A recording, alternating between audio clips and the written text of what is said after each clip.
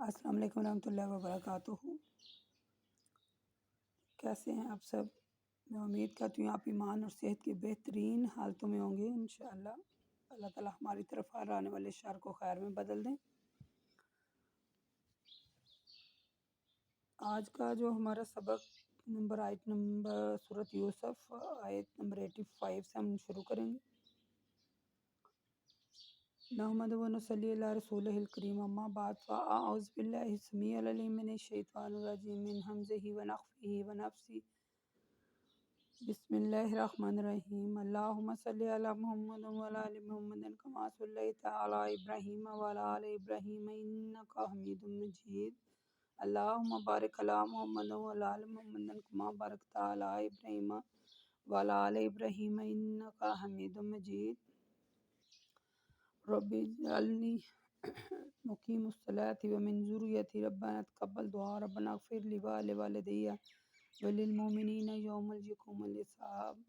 رب زدنی علما رب زدنی علما رب زدنی علما۔ اللہم فقہنی فی الدین اللہم فقہنی فی الدین۔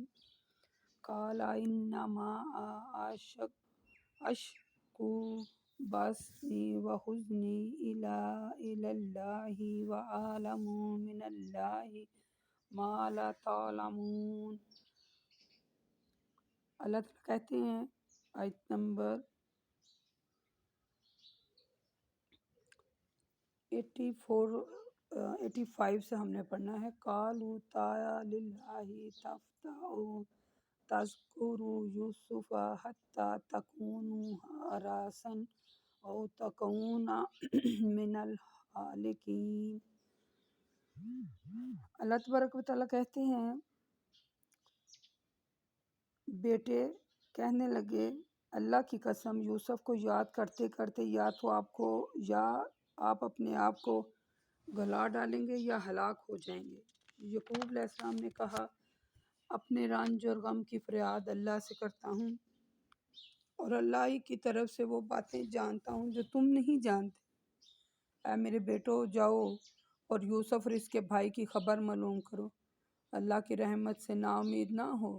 اللہ کی رحمت سے تو کافر نا امید ہوا کرتے ہیں۔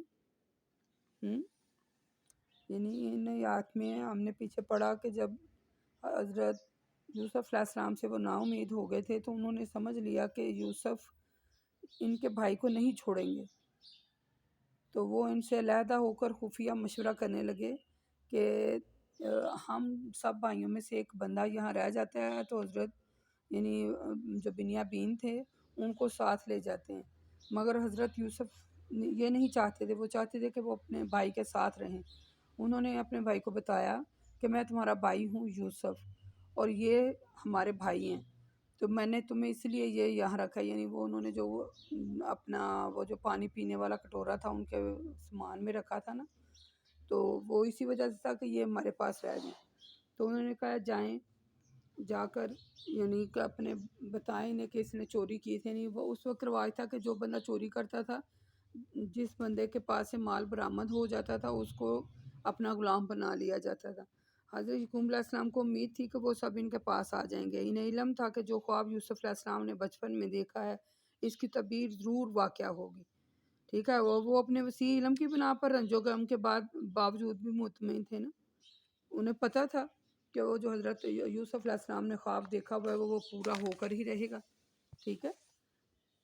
تو یہ اس وجہ سے یعنی کہ ان کا بار بار غلہ لینے آنا، تو حضرت یوسف کا انہیں پہچاننا، تو پھر اللہ تبارک و تعالیٰ کہتے ہیں جب اللہ کی قسم کھا کر آپ کسی سے عہد کرتے ہیں نا تو اسے ضرور پورا کریں، اور اس بات پر یقین رکھیں کہ اللہ تعالیٰ یعنی اللہ تعالیٰ کے سوا کوئی بندہ غیب نہیں جانتا۔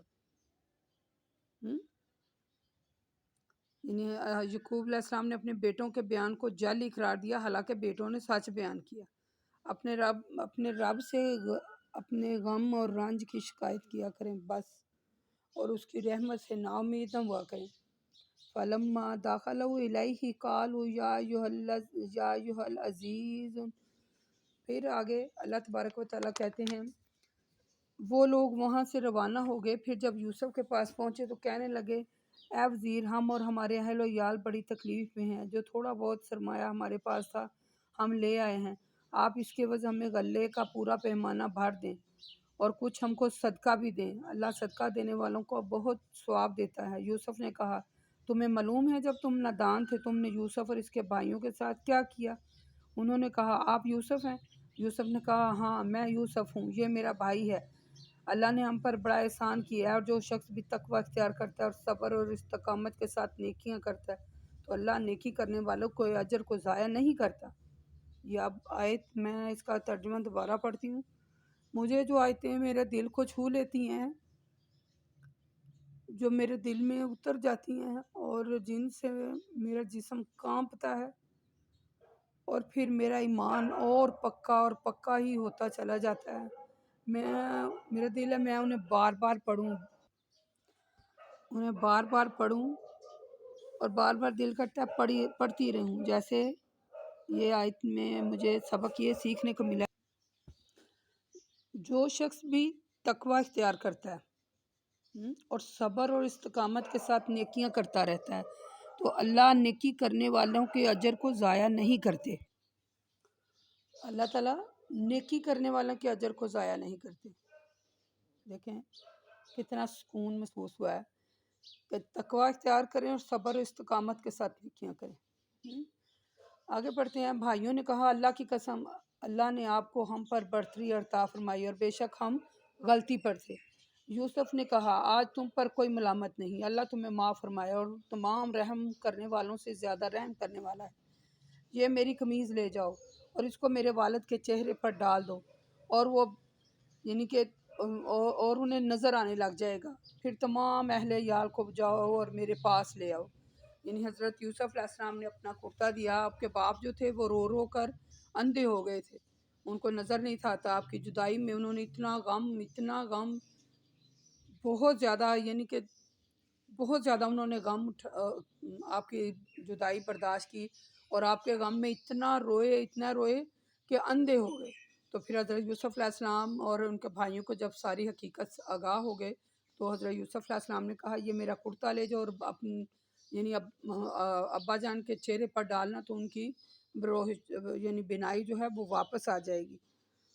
تو وہ جو بھائی ہیں حضرت یعقوب علیہ السلام سے جب رخصت ہوئے تو انہوں نے اپنے مثلا معافی مانگی اور کہا، اے یوسف، تمہیں ہم پر شروع ہی سے برتری حاصل تھی، تو تمہیں یعنی کہ شروع سے ہی ہم نادان تھے اور ہم نادان تھے، ان باتوں کو سمجھ نہیں سکے، تو اللہ تعالیٰ نے ہم پر بڑا احسان کیا ہے۔ پھر اللہ کہتے ہیں، اور جو شخص بھی تقوی اختیار کرے اور صبر و استقامت کے ساتھ نیکیاں کرتا رہے تو اللہ تعالیٰ جو ہے وہ تقوی شعار لوگوں ہی کی نیکیوں کو قبول کرتے ہیں، اس کے ہاں دل کا تقوی ہی پہنچتا ہے۔ ہم نے سورۃ مائدہ میں پڑھا نا، اللہ تو بس متقیوں کی قربانیوں کو قبول کرتا ہے۔ پھر سورۃ آل عمران میں آیت نمبر 113 تا 115 میں بھی ہم نے یہی پڑھا۔ اس کے بارے میں ایک حدیث ہے، اللہ کے رسول صلی اللہ علیہ وآلہ وسلم فرماتے ہیں، صحیح مسلم کی حدیث ہے، اللہ تمہاری صورتوں کو اور تمہارے اموال کو نہیں دیکھتا۔ سنیں، غور سے سنیں، بڑی یہ حدیث جو ہے ابھی کن کر میرے پاس الفاظ نہیں ہے، غور سے سنیے گا۔ اللہ تمہاری صورتوں کو اور تمہارے اموال کو نہیں دیکھتا، وہ تو تمہارے دلوں کو دیکھتا ہے اور وہ تمہارے عملوں کو دیکھتا ہے۔ سیرت اور صورت، مثلا اللہ تعالیٰ کہتے ہیں، اللہ تعالیٰ کو صورت سے نہیں، صورت تو ہم مٹی میں جائیں گے تو یہ تو مٹی سے مٹی ہو جائے گی، ٹھیک ہے، اور جو دنیا کا مال و دولت ہے وہ تو دنیا میں رہ جائے گا۔ کیا دیکھا اللہ نے؟ اللہ نے جو ہمارے دلوں میں اور ہمارے جو عملوں کو اللہ دیکھتا ہے کہ ہمارے دل میں کیا ہے اور ہمارے عمل میں کیا لکھا ہے۔ یہ جو ہمارا چہرہ ہے، یہ جو ہمارا جسم ہے، اس کو تو مٹی نے کھا جانا ہے، جو ہمارے پاس مال ہے وہ دنیا میں رہ جانا ہے اور کھائیں گے اس کو۔ ہم نے حرام اور حلال کی تمیز کیے بغیر جو مال کما کے رکھے ہوئے ہیں نا، وہ دنیا میں رہ جائیں گے، وہ اور لوگ کھائیں گے۔ اللہ نے کیا دیکھنا ہے؟ ہمارے دلوں کو اور ہمارے عملوں کو، ٹھیک ہے۔ تقوی کے بارے میں پیچھے سورۃ بقرہ میں ہم لوگ پڑھ آئے، مختلف آیات میں ہم نے کافی پڑھا۔ تو بات یہ ہے کہ غریبوں کی مدد کیا کریں، اللہ تعالیٰ کے راستے میں اپنا مال خرچ کیا کریں، اللہ تعالیٰ کا احسان مانیں اور اسے ڈرتے رہیں اور ثابت قدم رہیں اور اس کے احکامات کو بجا لائیں، تمام مصائب پر صبر کریں اور نیکیاں کریں۔ اللہ تعالیٰ جس کو بزرگی عطا فرمائے اس سے حسد نہ کریں، آپ کے حسد کرنے سے کچھ نہیں ہوگا، اور اللہ سے خوب رو کر معافی مانگیں۔ کوئی زیادتی کر جائے تو درگزر کریں، قصور کرنے والے کا قصور معاف کر دیں، اور اللہ تعالیٰ سے دعا کریں۔ آگے اللہ تعالیٰ کہتے ہیں وَلَمَّا فَاصَلَتْ، پھر آگے کہتے ہیں جب قافلہ وہاں سے روانہ ہوا تو ان کے والد نے کہا اگر تم مجھے نہ جھٹلاؤ تو ایک بات کہتا ہوں کہ مجھے تو یوسف کی خوشبو آ رہی ہے۔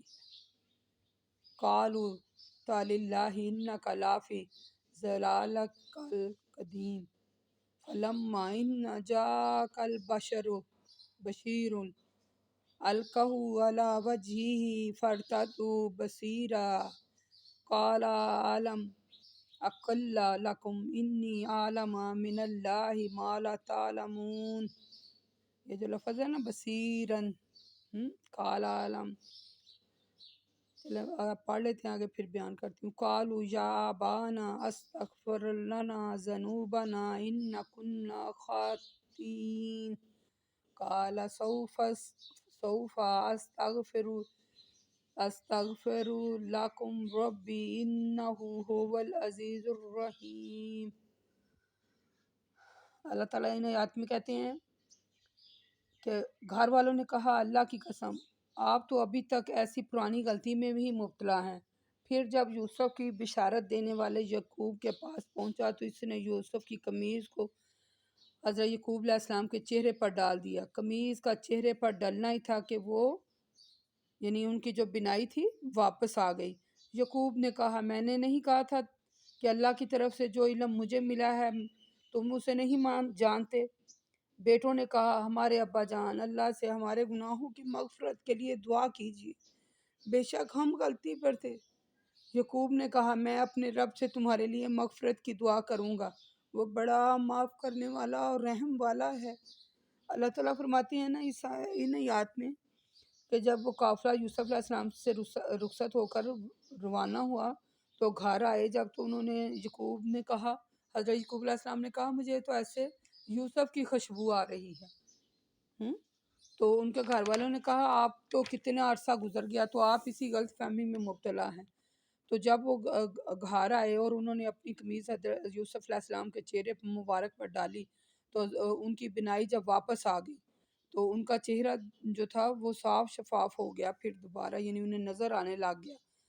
تو حضرت یعقوب علیہ السلام نے کہا میں نے تمہیں کہا نہیں تھا جو میں جانتا ہوں وہ تم نہیں جانتے؟ تو انہوں نے کہا ابا جان ہم غلطی پر تھے، ہم نے گناہ کیا، تو آپ ہمارے لیے اپنے رب سے مغفرت کی دعا کریں۔ تو حضرت یعقوب علیہ السلام نے کہا انشاءاللہ میں تمہارے لیے رب سے دعا کروں گا کہ وہ تمہارے گناہوں کو معاف کر دے، بے شک اللہ تعالیٰ جو ہے وہ بڑا معاف کرنے والا اور بہت رحم والا ہے۔ ٹھیک ہے۔ فلما دخلوا علی یوسف آوی الیہ ابواہ وقال ادخلوا مصر ان شاء اللہ امین ورفع ابواہ علی العرش۔ پھر اللہ تعالیٰ کہتے ہیں پھر یوسف علیہ السلام کی ہدایت کے بعد جب یہ سب لوگ یوسف کے پاس پہنچے، ٹھیک ہے، یوسف علیہ السلام کے پاس پہنچے یعنی شہر سے باہر جا کر ان کا استقبال کیا گیا اور اپنے والدین کو سواری پر اپنے پاس بٹھا لیا اور ان سب سے کہا مصر میں داخل ہو جاؤ، یہاں انشاءاللہ آپ سب امن اور چین میں رہیں گے۔ گھر پہنچ کر یوسف نے اپنے والدین کو تخت پر بٹھایا، پھر جب یوسف کے آگے سجدے میں گرے تو یوسف نے کہا ابا جان یہ میرا اس خواب کی تعبیر ہے جو میں نے بچپن میں دیکھا تھا، میرے رب نے اسے سچ کر دکھایا اور اس نے مجھ پر بڑا احسان کیا کہ جب اس نے مجھے قید خانے سے نکالا اور اس کے بعد شیطان نے میرے اور میرے بھائیوں کے درمیان فساد ڈلوایا، اس نے اس فساد کو ختم کر دیا اور آپ سب لوگوں کو گاؤں سے یہاں لے آیا، بے شک میرا رب بڑا باریک بین ہے۔ اس لفظ پر غور کریں، بڑا میرا رب بڑا باریک بین ہے، اور اس کام کے لیے جس کو چاہتا ہے ہو جائے، وہ بڑی باریک بینی اور خفیہ تدبیریں کرتا ہے، بے شک علم والا اور حکمت والا ہے۔ پھر یوسف علیہ السلام اللہ تعالیٰ کی طرف متوجہ ہو کر کہنے لگے، اے میرے رب، تو نے مجھے حکومت عطا فرمائی اور میرے مملکت اور خوابوں کی تعبیر کا علم مجھے دیا ہے، آسمان اور زمین کو پیدا کرنے والے تو ہی دنیا اور آخرت میں میرا کار ساز ہے۔ مجھے ایسی ہی حالت میں وفات دے کر کہ میں مسلم ہوں، اور آخرت میں مجھے نیک لوگوں میں شامل کرنا۔ یعنی پھر جب یعقوب علیہ السلام اپنے ماں خاندان کے ساتھ حضرت یوسف علیہ السلام کے پاس پہنچے، تو حضرت یوسف علیہ السلام نے ان کا بڑا زیادہ بہت خوبصورت طریقے سے اپنے والدین کا استقبال کیا، اپنے بھائیوں اور اپنے خاندان کا استقبال بڑا انہوں نے کیا، اور اپنے والدین جو تھے انہوں نے اپنے ساتھ یعنی بٹھا لیا، اور واپس آ کر اپنے تخت پر انہیں بٹھایا۔ پھر انہوں نے وہ کہا، اے ابا جان، آپ نے دیکھا کہ میرا وہ جو بچپن والا خواب تھا پورا ہو گیا۔ تو اللہ تعالیٰ انہوں نے پھر کہا کہ اللہ تعالیٰ بڑا ہی باریک بین کیا ہے؟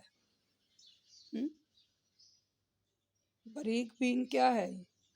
اس کا مطلب کیا ہے کہ باریک یعنی اللہ تعالیٰ باریک ہوتا ہے، باریک کہتے بڑا ہی باریک کر دے، یعنی اللہ ہر چیز کو بڑی بڑی باریک بینی سے دیکھتے ہیں، اور پھر اسی طرح اس کی خفیہ تدبیریں کرتے ہیں۔ جیسے آپ کو حضرت یوسف علیہ السلام کا قصہ سنایا گیا، یعنی مختصراً یہ کہ قصہ یہ ہے کہ حضرت یوسف علیہ السلام کے بھائی ان کو پسند نہیں کرتے تھے، اور وہ بڑا حسد کرتے تھے، انہوں نے کنویں میں ڈالا، تو اللہ تعالیٰ نے پھر ایک قافلے کے ذریعے کنویں سے نکالا، اور مصر میں جا کر یعنی وہ بکے بھی، اور پھر قید بھی کاٹی، جو جرم نہیں تھا کیا اس کی بھی قید کاٹی۔ پھر اللہ تعالیٰ نے انہیں یعنی کہ ایک حکومت دے دی، تو انہیں علم بھی دے دیا، خواب کی تعبیر کا علم بھی دے دیا۔ پھر اللہ تعالیٰ نے ان کے اہل خانہ کو ان سے ملوا دیا، ان کے بھائیوں سے، تو کہا انہوں نے کہا کہ آپ یہاں رہیں، مصر میں رہیں، اور یہاں آپ خوشحالی میں رہیں گے۔ تو اس ذکر میں یوسف علیہ السلام کے جو والدین اور ان کے بھائیوں نے حضرت یوسف کو پھر سجدہ کیا، لیکن قرآن مجید اور حدیث کی روح سے صرف سجدہ خالق کائنات کے لیے مخصوص ہے، دوسرے کو سجدہ کرنا جائز نہیں ہے۔ انہوں نے وہ خواب جو دیکھا تھا وہ اس کی تعبیر بتا رہے تھے کہ یہ خواب دیکھا۔ تو یوسف علیہ السلام نے کہا کہ اللہ تعالیٰ کے احسانات کا شکر ادا کریں اور دعا کریں کہ جو مجھے رب نے حکومت دی ہے، اور میں یعنی کہ خواب کی تعبیر کا علم اللہ تعالیٰ کے حکم سے میں جانتا ہوں، وہ بڑا کارساز ہے، اور مجھے نیک لوگوں ہی میں شامل کرے۔ ٹھیک ہے، سورۃ آل عمران میں ہم نے آیت نمبر 102 میں پڑھا نا کہ اگر تمہیں ہرگز موت نہ آئے مگر اس حالت میں کہ تم مسلم ہو، یعنی انہوں نے دعا کی کہ یا اللہ میں مسلم ہوں، اور میں مسلم ہی رہوں، اور مجھے موت آئے یعنی میرا ایمان پر میرا خاتمہ ہو۔ ذالک من انباء الغیب نوحیہ الیک وما کنت لدیہم اذ اجمعوا امرهم وما یمکرون وما اکثر الناس ولو حارست المؤمنین۔ پھر اللہ تبارک و تعالیٰ آگے کہتے ہیں، اے رسول، یہ غیب کی خبریں تو ہم آپ کی طرف وحی کر رہے ہیں، آپ کو تو ان باتوں کا علم ہی نہیں تھا، اس لیے کہ آپ برادران یوسف کے پاس نہیں تھے جب انہوں نے یوسف کو کنویں میں ڈالنے کا فیصلے پر اتفاق کیا، اور جب وہ یوسف کے خلاف خفیہ تدبیریں کر رہے تھے۔ اے رسول صلی اللہ علیہ وسلم، آپ کو ان باتوں کا علم ہونا آپ کی نبوت کی بہت بڑی دلیل ہے، لیکن اس کے باوجود آپ کو کتنا چاہیں کہ یہ لوگ ایمان لے آئیں، لوگوں کی اکثریت ایمان لانے والی نہیں ہے، اور اے رسول صلی اللہ علیہ وسلم، آپ اس تبلیغ رسالت پر ان پر کوئی اجرت طلب نہیں کرتے، ایمان لانے کے بعد انہیں اس کا ڈر ہو، یہ تو تمام جہان والوں کے لیے ہے، ایک بہترین نصیحت ہے۔ ٹھیک ہے، جو آسمانوں میں اور زمینوں میں کتنی نشانیاں ہیں جو اللہ کی توحید پر دلالت کرتی ہیں، یہ ان کے پاس سے یعنی جو ان کے پاس ہے، لیکن ان سے روگردانی کرتے ہیں، ان کی طرف توجہ ہی نہیں کرتے، ان کے ذریعے ایمان کی توفیق ہو۔ لوگوں میں زیادہ تر ایسے لوگ ہیں جو ایمان لانے کے باوجود بھی شرک کر رہے ہیں، کیا انہیں اس بات کا ڈر نہیں ہے کہ اس کی جرم کی سزا پر اللہ تعالیٰ کے عذاب کا کوئی ٹکڑا نازل ہو جائے گا، یا اچانک ان پر کوئی قیامت آ جائے گی، انہیں خبر ہی نہیں۔ وَهُمْ لَا يَشْعُرُونَ، یعنی کہ وہ انہیں اتنا شعور ہی نہیں ہے۔ اللہ تعالیٰ نے ان آیات میں یہ فرمایا ہے کہ غیب کی خبریں بذریعہ وحی نازل ہوئی اللہ کے رسول صلی اللہ علیہ وسلم پر، تو پھر اللہ تعالیٰ نے فرمایا کہ یہ دیکھ لیں، یہ واقعہ جو حضرت یوسف علیہ السلام کا میں نے ابھی آپ کو سنایا ہے، اس میں نصیحت ہے۔ اللہ تعالیٰ کہتے ہیں یہ باہر نہیں نکلتے، دیکھتے نہیں ہیں کہ ہوائیں چلتی ہیں، بارشیں ہوتی ہیں، سرسبز زمین اگتی ہے، پہاڑ ہیں، اور بھی بہت زیادہ اللہ تعالیٰ کی نشانیاں جو توحید کا یعنی کہ ہمارے دل میں یعنی کہ وہ پکا ہو جاتا ہے کہ اللہ تعالیٰ پر ایمان لائیں، تو کیا یہ لوگ دیکھتے نہیں ہیں؟ پھر اللہ تبارک و تعالیٰ کہتے ہیں یہ لوگ اس سے نصیحت حاصل نہیں کرتے ہیں، ٹھیک ہے، تو اس لیے ان پر عذاب آتے ہیں۔ یوسف علیہ السلام کے قصے کا بیان کر دینا اللہ کے رسول صلی اللہ علیہ وسلم کی نبوت کی ایک ٹھوس دلیل ہے، یعنی رسول صلی اللہ علیہ وسلم پر ایمان لائیں اور اپنی جو عاقبت ہے اس کی فکر کریں۔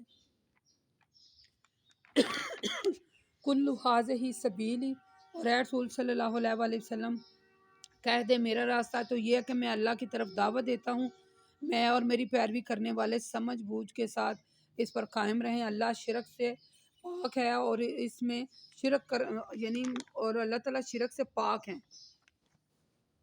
یعنی نبوت کی دلیل دینے کے بعد اللہ تبارک و تعالیٰ نے فرمایا کلو ھذہ سبیل، یعنی کہ اے رسول آپ کہہ دیں میرا راستہ تو یہ ہے کہ میں اللہ تعالیٰ کے راستے کی طرف دعوت دیتا ہوں اور میری پیروی کرنے والے بصیرت کے ساتھ اس پر قائم رہیں۔ نہیں، ہم نے اس کے بارے میں سورۃ انعام میں بھی پیچھے پڑھا کہ اللہ تبارک و تعالیٰ اس میں کہہ رہے ہیں کہ میرا اللہ کہتے ہیں کہ جو اللہ کے رسول صلی اللہ علیہ وسلم فرماتے ہیں کہ جو اللہ کا راستہ ہے اس پر چلیں۔ وما ارسلنا من قبلک الا رجالا نوحی الیہ من اہل القری، یعنی کہ اللہ کہہ رہے ہیں افلم یسیروا فی الارض فینظروا کیف کان عاقبۃ الذین من قبلہم ولدار الآخرۃ خیر للذین اتقوا افلا تعقلون، یعنی اے رسول صلی اللہ علیہ وسلم ہم نے آپ سے پہلے تمام بستیوں میں جو اس میں رہتے تھے آدمیوں کو ان پر آپ کو رسول بنا کر بھیجا ہے، ان کی طرف وہی بھیجی ہے، کیا انہوں نے زمین میں یہ سیر و سیاحت نہیں کرتے اور کافروں کا انجام اپنی آنکھوں سے دیکھتے ہیں جو ان سے پہلے گزر چکے ہیں؟